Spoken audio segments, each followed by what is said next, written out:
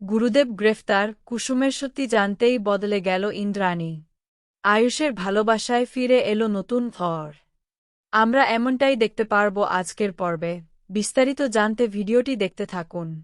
এবার গুরুদেবকে গ্রেফতার করল পুলিশ। কারণ গুরুদেব এতদিন কুসুমের সঙ্গে অন্যায় করে এসেছে। গুরুদেবের শিষ্যরা সবাই অবাক হয়ে একে অপরের মুখের দিকে তাকাতে থাকে। ঠিক তখনই পুলিশ অফিসার সামনে এসে কঠিন গলায় বলে ওঠে, গুরুদেব, আপনার বিরুদ্ধে গুরুতর অভিযোগ এসেছে। একজন নিরীহ মেয়েকে বারবার প্রাণ দিতে বাধ্য করা, মানসিক নির্যাতন করা এবং সংস্কারের নামে তার জীবন নিয়ে খেলা করার অপরাধে আপনাকে গ্রেফতার করা হচ্ছে। এই কথা শুনে কুসুম চমকে ওঠে। আয়ুষ্মান ঠিক সেই মুহূর্তে আশ্রমে পৌঁছে যায় এবং দূর থেকে সবকিছু শুনে অবাক হয়ে যায়। গুরুদেব প্রথমে নিজেকে সামলে নিয়ে বলতে থাকে, এটা মিথ্যে। আমি তো শুধুই পরিবারের মঙ্গল চেয়েছি।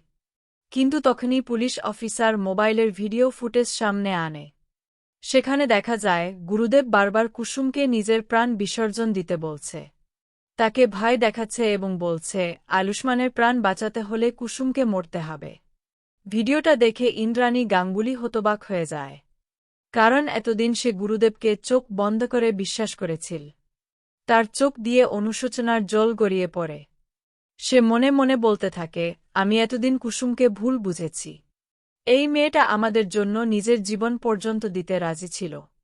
অন্যদিকে মীনাক্ষী দূরে দাঁড়িয়ে সবটা দেখে ভয় পেয়ে যায়। কারণ সে বুঝতে পারে যদি গুরুদেব ধরা পড়ে যায় তাহলে তার নিজের ষড়যন্ত্র একদিন সামনে চলে আসবে।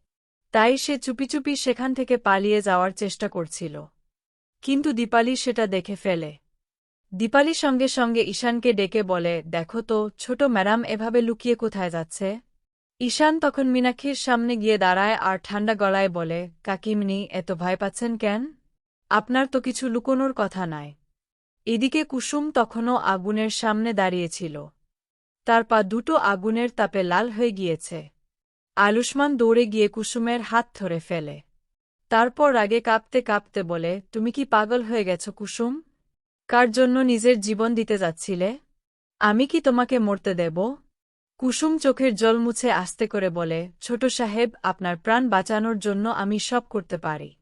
আপনার কিছু হলে আমি নিজেকে কোনোদিন ক্ষমা করতে পারব না। আয়ুষ্মান তখন কুসুমকে জড়িয়ে ধরে বলে, আমার জীবন যদি তোমার সঙ্গে না থাকে তাহলে সেই জীবন বেঁচে থেকে লাভ কি? প্রয়োজনে আমরা একসঙ্গে লড়ব, কিন্তু তোমাকে একা মরতে দেব না। এই দৃশ্য দেখে অনুশ্রী কান্নায় ভেঙে পড়ে। সে বুঝতে পারে কুসুম সত্যিই এই পরিবারকে নিজের পরিবারের মতো ভালোবাসে। অনুষ্কা এসে কুসুমের হাত ধরে বলে, দিদি, তুমি এতদিন আমাদের জন্য যা করেছ সেটা কেউ করতে পারত না। আমি তোমাকে কখনো হারাতে চাই না। কুসুম তখন অনুশ্রীর দিকে তাকিয়ে মৃদু হেসে বলে, তোমরা সবাই ভালো থাকলেই আমি ভালো থাকব। ঠিক তখনই পুলিশ গুরুদেবকে হাতকড়া পরাতে যায়। গুরুদেব শেষবারের মতো চিৎকার করে বলে ওঠে, তোমরা বুঝতে পারছ না, এই পরিবারের উপরে ভয়ঙ্কর বিপদ আসছে। কিন্তু এবার আর কেউ তার কথায় বিশ্বাস করে না। ইন্দ্রাণী কঠিন গলায় বলে, যে মানুষ একটা নিরীহ মেয়েকে বারবার মৃত্যুর মুখে ঠেলে দেয় সে কখনো গুরু হতে পারে না। এতদিন আমি ভুল করেছি, আর না। এরপর আশ্রম থেকে সবাই বাড়ি ফিরে আসে। কিন্তু বাড়িতে ফিরেও কুসুমের শরীর খারাপ হতে শুরু করে। আগুনের উপর হাঁটার কারণে তার পায়ে মারাত্মক ফোস্কা পড়ে যায়। ডাক্তার এসে বলে, ওকে সম্পূর্ণ বিশ্রামে রাখতে হবে। বেশি চাপ নিলে বিপদ হতে পারে। তখন আয়ুষ্মান সারা রাত কুসুমের পাশে বসে থাকে। ওষুধ খাওয়ায়, পায়ে ব্যান্ডেজ করে দেয়। কুসুম অবাক হয়ে বলে, ছোট সাহেব, আপনি এত কষ্ট করছেন কেন? আয়ুষ্মান মুচকি হেসে বলে, কারণ তুমি আমার জীবনের সবচেয়ে গুরুত্বপূর্ণ মানুষ। এই সব কিছু দেখে ইন্দ্রাণীর মন পুরোপুরি বদলে যেতে শুরু করে। সে রাতে একা ঘরে বসে পুরনো সব ঘটনা মনে করতে থাকে। কুসুম কিভাবে বারবার আয়ুষ্মানকে বাঁচিয়েছে, কিভাবে নিজের জীবন বাজি রেখেছে, সবকিছু মনে পড়লেই তার চোখে জল এসে যায়। পরদিন সকালে পুরো গাঙ্গুলি বাড়ির পরিবেশটা যেন অন্যরকম শান্ত হয়েছিল। সেই সময় ইন্দ্রাণী ধীরে ধীরে কুসুমের ঘরের দিকে যায়। কুসুম তখন গভীর ঘুমে ছিল। ইন্দ্রাণী চুপচাপ তার পাশে বসে কুসুমের মাথায় স্নেহ করে হাত রাখে এবং খুব আস্তে করে বলে, আমাকে ক্ষমা করে দিস মা, তোকে আমি কোনোদিন ঠিকভাবে বুঝতে পারিনি। তার গলায় তখন অনুশোচনা আর মমতা একসাথে মিশেছিল। ঠিক তখনই কুসুমের ঘুম ভেঙে যায়। সামনে ইন্দ্রাণীকে দেখে সে অবাক হয়ে যায়, যেন বিশ্বাসই করতে পারছিল না এই দৃশ্য সত্যি। ইন্দ্রাণী চোখের জল সামলাতে না পেরে কাঁদতে কাঁদতে বলে, আজ থেকে তুই এই বাড়ির কাজের মেয়ে নাই, তুই এই বাড়িরই মেয়ে। এই কথা শুনে কুসুমের চোখ ভিজে ওঠে। এতদিনের অপমান, কষ্ট আর লড়াইয়ের পর অবশেষে সে যেন নিজের একটা জায়গা খুঁজে পায়।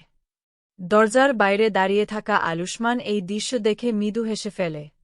তার চোখেও তখন স্বস্তি আর আনন্দ স্পষ্ট হয়ে ওঠে, কারণ সে বুঝতে পারে তার সবচেয়ে বড় স্বপ্নটা ধীরে ধীরে সত্যি হতে শুরু করেছে। কিন্তু অন্যদিকে দূর থেকে পুরো ঘটনাটা দেখছিল মীনাক্ষী। তার মুখে তখন তীব্র রাগ আর হিংসার ছাপ ফুটে ওঠে। দাঁতে দাঁত চেপে সে মনে মনে বলে, না, এভাবে কুসুমকে আমি জিততে দেব না। এবার আমি এমন চাল চালাব যাতে সবাই আবার কুসুমকে ঘৃণা করতে শুরু করে।